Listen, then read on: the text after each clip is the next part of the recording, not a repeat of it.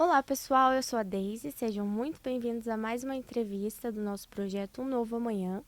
Hoje nós estamos aqui com o Leonardo. Léo, por favor, se apresenta, conta um pouquinho de você. Olá, meu nome é Leonardo, eu tenho 22 anos, atualmente estou fazendo faculdade de Geografia aqui no IF. Sou um homem trans, assumido desde os meus 14 anos. Como que foi esse processo de transição para você? Começou muito cedo, né? Desde pequeno eu sempre tive muito amigo, não tinha muita amiga menina, brincava muito com carrinho, sabe? E eu passei por duas assumidas, né? Primeiro eu me assumi lésbica, né? Minha mãe me tirou do armário. E aí depois eu fui me assumir trans.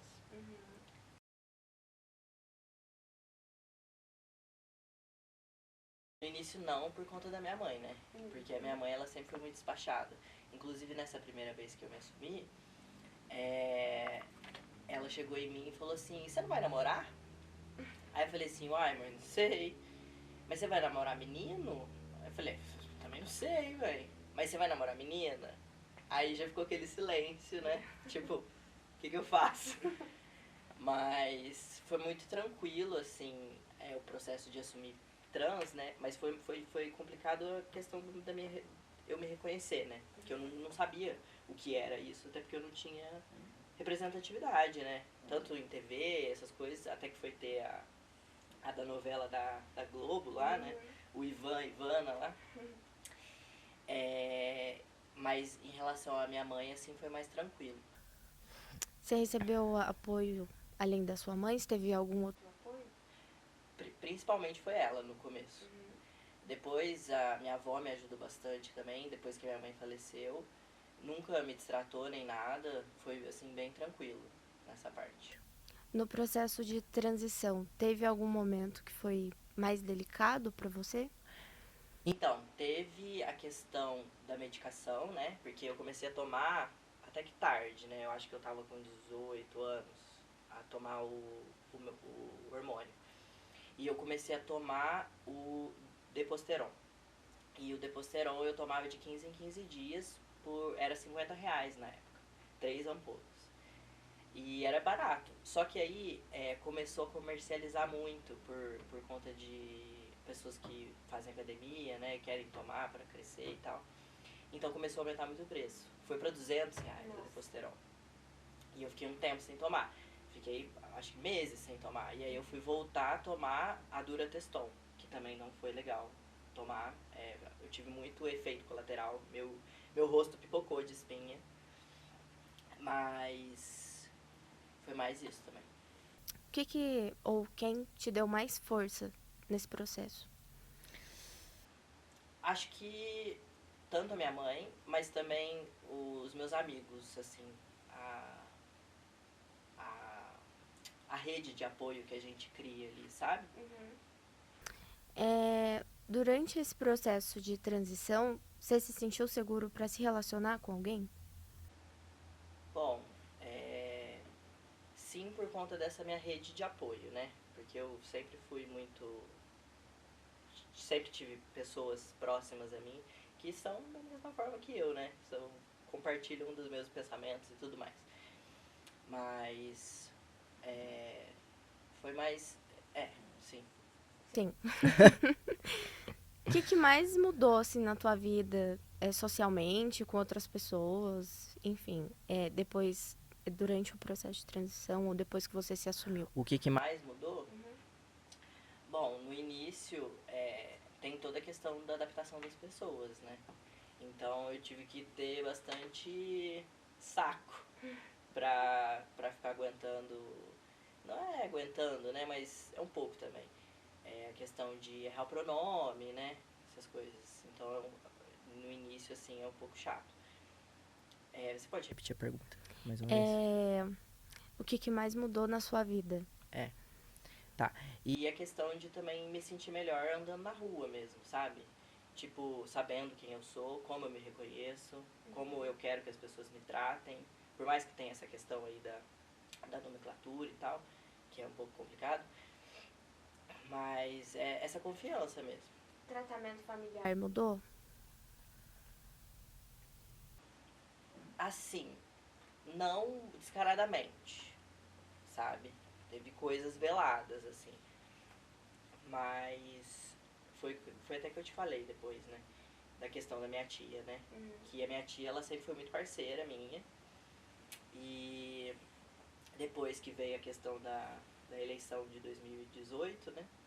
Ela deu uma alienada boa e aí, tipo, antes ela me chamava de magrelinho pra lá, magrelinho pra cá, e aí meio que deu uma retrocedida, assim, sabe? Quais desafios que você mais enfrenta hoje em dia por ser um homem trans? Ó, Na sociedade, pessoal? os maiores desafios.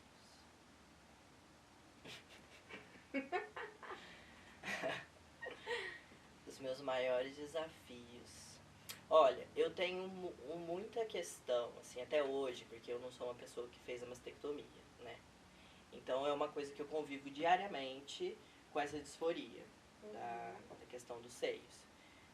Às vezes eu deixo de usar uma roupa que eu acho legal porque tem um decote que não vai ficar legal porque eu uso binder, pode marcar o binder, sabe? Até em casa mesmo, assim, sabe? É uma disforia chata, é bem chato. Inclusive eu não vejo a hora de fazer minha mastectomia. Você já sofreu alguma transfobia? Sim, é, desde coisas pequenininhas, né, até essas coisas de errar o nome. E às vezes não é nem por conta de adaptação, né? É porque a pessoa sabe e aí ela te cutuca, né? Faz de propósito, exatamente. E aí a gente tem que ficar aturando, né? A gente não pode simplesmente mandar a pessoa pra puta que pariu. Ou pode que... Sim. Mas teve uma coisa que me aconteceu, inclusive lá no Senai, quando eu fazia curso técnico lá, que era um menino da minha idade, assim, novo, que simplesmente não me respeitava. Eu falava, tipo assim, ele sempre me chamava pelo meu nome morto, por conta que era o nome que me chamavam na chamada, né? Que lá não tinha essas coisas de nome social. Então ele fazia questão de me chamar, de me chamar, e aí eu comecei a perder a paciência. Aí eu falei pro professor, ô professor, dá um jeito aí, tá louco, ué. E o professor, eu acho que ele era meio transfóbicozinho também, sabe? Ele não então ele não resolveu nada. E eu acho que isso foi meio que um trauma que deu uma desligada na minha cabeça, porque eu não lembro se a gente chegou a ter uma discussão e eu dei um tapa na cara dele. Só que eu não lembro. Eu não consigo lembrar. Eu lembro que teve a discussão, mas eu não lembro dos finalmente, que eu acho que deu um lapso, assim. A instituição, você chegou a procurar? Não, eu nem sabia como funcionavam essas coisas. Eu nem sabia quem era o diretor do Senai, se tem diretor no Senai. Nem tinha um, assim. Não é uma coisa muito acessível, né? Não. E outra coisa também. Que essa questão de frequentar espaços que você não é bem recebido, assim, faz você perder o tesão. Até porque eu não concluí esse curso técnico, entendeu?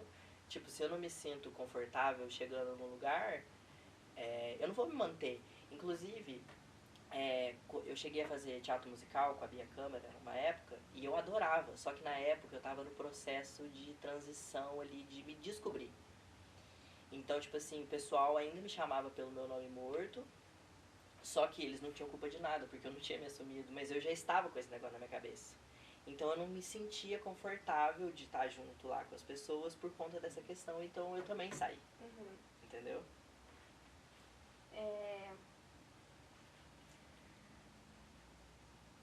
Acho que, não sei se é essa que eu já perguntei. Qual? Quais foram os maiores aprendizados? Perguntei? Não. Depois a gente corta essa parte. Quais foram os maiores aprendizados? Quais foram os maiores aprendizados que você teve no seu processo de transição que você traz? Eu acho que eu amadureci bem. Por essa questão de nem sempre você ser bem recebido nos lugares, a gente dá uma amadurecida, uma fechada, né? A gente entra num casulinho, assim, sabe? Nem sempre é bom, mas é bom porque você tem cautela com quem você se relaciona, nos lugares, nos ambientes que você vai, sabe? Vai ser mais seletivo, né? Você fica mais seletivo. tem algum momento que você se sentiu especialmente acolhido ou algum lugar que você foi especialmente acolhido? Eu fui muito acolhido no Tavi Campista, que foi inclusive a escola que eu me assumi, né? Mas eu me senti muito acolhido porque eu fiz meu ensino fundamental no Dom Bosco, né? E aí depois que eu fui pro Davi Campista. Eu entrei no Davi Campista em 2016. E eu fui me assumir em 2017. E eu sempre tive muito... eu era muito entrosado com o Dinei, que era o diretor na época, né? Então ele me deu muito suporte, os professores lá também eram muito bons, nunca me desrespeitaram em nada, assim, sabe? Foi bem, bem tranquilo. Que bom. Hoje em dia, na sua vida, tem algum lugar que você fala, pô, aqui eu sou bem recebido, acolhido, ou algum lugar que isso não acontece? Dentro dos meus amigos, né? Meus amigos é todo mundo LGBT, não tem como, a gente se reúne pra ver clipe de diva pop em casa. Mas aqui no IF também eu me sinto muito bem. Mas é isso também, eu acho que é uma questão que vem com a minha passabilidade, depois que eu comecei a tomar hormônio. Se eu não fosse uma pessoa passável, eu acho que isso ia ser mais difícil, sabe? De me sentir confortável nos lugares, sabe? Porque sempre tem aquela dúvida do outro, é ou não é, sabe? Você fala no início, assim? Não, qual foi a sua pergunta? Se tem algum ambiente que você fala hoje em dia? Eu tô falando, tipo, se eu não fosse passável, talvez eu não me sentiria tão acolhido, assim, sabe? Aqui em Poços, você acha que é uma cidade que É acolhedora. é acolhedora para a comunidade trans, para a nossa comunidade? Então, pra minha bolha, porque eu sou uma pessoa privilegiada, eu tenho consciência dos meus privilégios, assim, sabe? Mas eu já sofri na época que eu não era passável. Hoje em dia, como eu sou passável, né? Então, pessoal, acho que eu sou cis aí pra rua, então não vai me desrespeitar assim. Mas Poços também é uma cidade extremamente bolsonarista de direita, né? Normalmente essas pessoas são transfóbicas. Às vezes não vão te olhar na rua e te apontar o dedo, te xingar, mas fica aquele olhar, aquele de te destratar mesmo, sabe? Nem sempre é direto, tipo assim, você é trans, eu vou te destratar, viu? Não é isso, né? É aquela coisa mais velada mesmo. É bem indireto, né? É, indireto. Em comentário, Olhares. olhar, tudo. Né? Sim. Deixa eu ver aqui. Peraí, gente.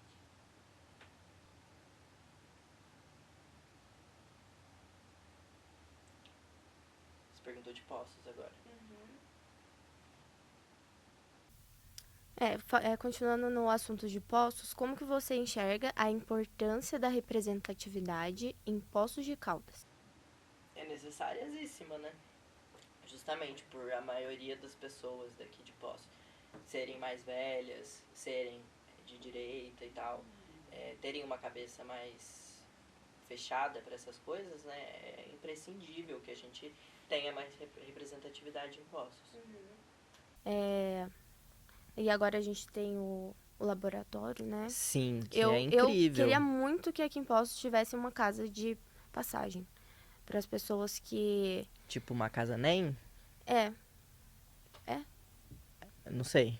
É uma casa para as pessoas que não foram aceitas pelas suas famílias. Uhum. E aí tem um lugar para ficar, né? Porque Sim. geralmente a família não aceita, essa pessoa não tem lugar para ir, vai acabar indo pra rua e aí acaba... Mas isso também eu acho que é muito difícil se não também. tem uma rede de apoio, né, por fora. Eu acho que é difícil porque da onde que vai vir a verba pra essa casa, entendeu?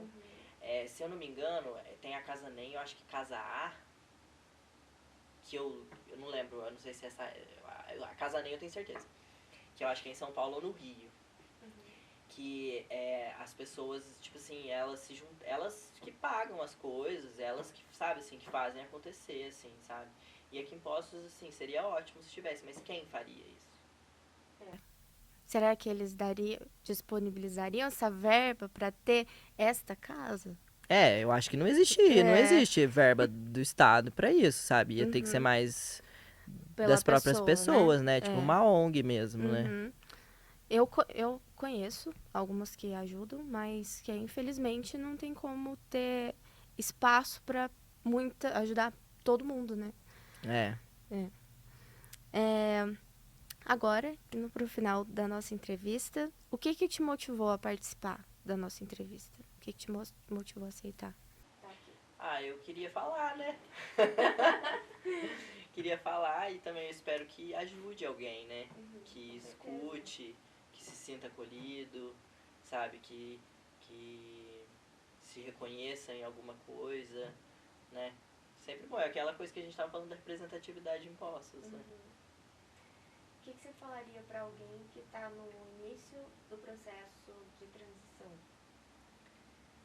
Não desiste, não vai desistir, né? Não vai desistir mesmo, mas é complicado, é difícil, só que no final, assim, o bem que você se sente com você mesmo, assim, é maior, assim, sabe?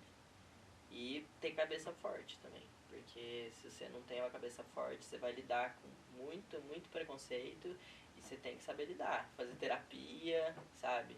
E ser firme mesmo, sabe? Porque não é fácil. Gente, você acha que tá faltando alguma coisa para você falar? Você gostaria de falar mais alguma outra coisa? Complementar? Contar alguma outra coisa? Deixa eu pensar.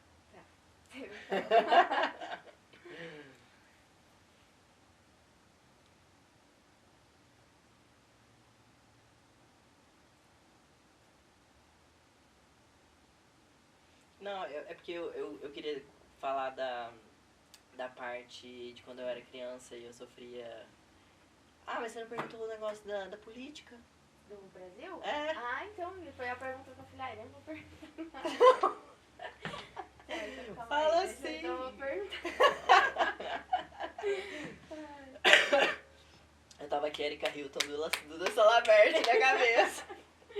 Não, então tá. Deixa eu perguntar.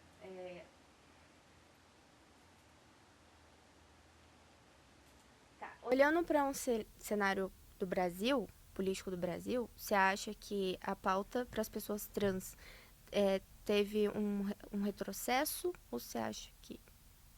Então, ao mesmo tempo que a gente tem Erika Hilton e Duda Salabert aí, não só, né, mas tem outras pessoas, o Guilherme Cortez também, não sei se é LGBT também, mas ele é bem legal, bem querido. Mas ao mesmo tempo que a gente tem essas pessoas que elas conseguiram ser eleitas, a gente tem também o Nicolas Ferreira da vida, né? E eu tenho percebido também que na pauta da direita, sempre eles trazem a questão do transexual como se fosse, assim, um grande problema de saúde pública no Brasil, assim, sabe? Então, é um caminho devagar, assim, sabe? É uma coisa bem lenta. Ao mesmo tempo que vai pra frente, volta pra trás, sabe assim? É uma coisa que demanda organização, sabe? Que é uma coisa que tenho percebido que a esquerda tem se organizado mais, mas é uma coisa que ainda falta, sabe? Sim. E o que eu queria falar era da questão das crianças trans, entendeu? Que a direita, ela sempre traz essa questão, tanto de criança trans, como também a pauta geral da transexualidade, né? Mas sempre duvidam da existência de crianças trans. Aí eu gostaria de fazer uma pergunta a todos. Eu não fui criança, não? Eu não existo. E pra tudo eles querem usar uma justificativa. Sabe assim? Eu vi, e eu tava pensando nessa notícia hoje, antes da gente vir fazer a entrevista. Eu vi um cara que ele tá falando que o cabelo maluco, sabe? O cabelo maluco das crianças é coisa de gay. Ai, meu Deus. E que daqui a um tempo as crianças vão ser drag queen por conta do cabelo maluco. Tipo, Nossa, vai longe a cabeça.